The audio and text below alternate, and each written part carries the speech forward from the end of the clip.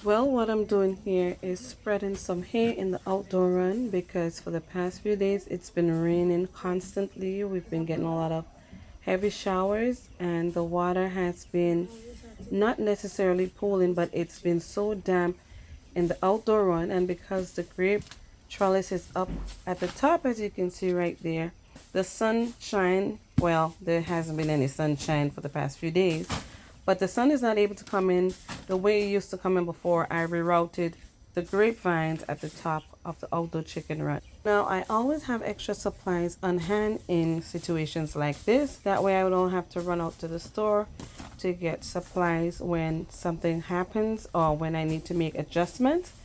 And so I have everything on hand that I could possibly need pretty much for situations like this. I know you're not seeing the chickens, but they have already gone up to roost for the night. And I am just doing my evening chores. It started to get dark already outside. The temperatures have been dropping in the 50s already, and we are in August. So tonight I'm going to give the chickens a bit of supplemental, and these are the meat birds, a bit of a supplemental heat because this area where they're housed, it's pretty much wide open. The windows at the back there is open and they're pretty much exposed to that cooler temperatures at nighttime that would normally drop, which is unusual this time of year. And this is our final set of meat birds that we are raising for the season. It's nice and clean in here. We've cleaned it out and we replaced the pine shavings. I'm sure they're pretty comfortable in here. They're away enough from the heat lamp and they're where the opening is at the window on the side and in the back. The front is also open, and hence the reason why we decided we're going to turn the heat lamp on tonight. Now the layers have already gone up for the night. They're fighting, looking for their favorite spot on the roost. This is the final one to go up. So it's going to find its spot and they're going to figure out amongst themselves where each bird roosts for the night. And there she goes. So everybody's up for the night. Wait a minute. I did not see the turkey up there. There she is.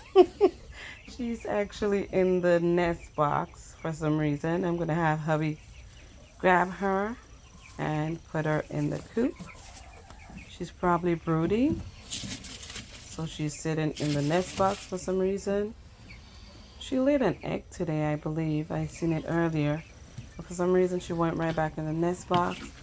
He's just going to remove her and allow her to get up in the coop with the rest of the flock. And this is generally our practice with our birds when they are broody. We wait until it's time for them to roost or it's dark out, and if they're actually sitting in the nest box, we would go in and we would remove them while it's dark out so they wouldn't have any light to head back to the nest box. Now with this hay that I just spread in the outdoor run, if you take a look at these eggs, you'd understand why. See this? These are from the muddy feet of the layers. Now normally a muddy run would not keep the chickens from going out there to free range, but they would be out in the mud, and when it's time for them to lay, they would head right into the nest box and it would be very messy. The eggs would be really muddy, and I don't necessarily like that situation, and hence the reason why I always have extra supplies. Now the good thing about this hay right here is that this can all be cleaned up. It would help with the moisture in here. The chickens would peck on it, and also I can put it right back there in the compost where you see this pine shaving sitting there, because we just cleaned out the area where the meat birds are. And so we would just dump it right on the compost pile and allow it to break down over time so we can feed it back to our garden.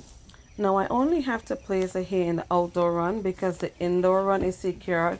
There is a ceiling at the top, and so it's always dried in here, and we make sure that the water doesn't seep in when we have heavy rains. But this is it for now. The chickens are comfy, which are the meat birds. The layers have already gone up to roost for the night, and we have completed our chicken chores for the night. So once the day begins tomorrow, the birds would come down from their roost whenever they feel they're ready, and they would have everything available to them. The hay is already set down in the outdoor run. They already have their feed, their water.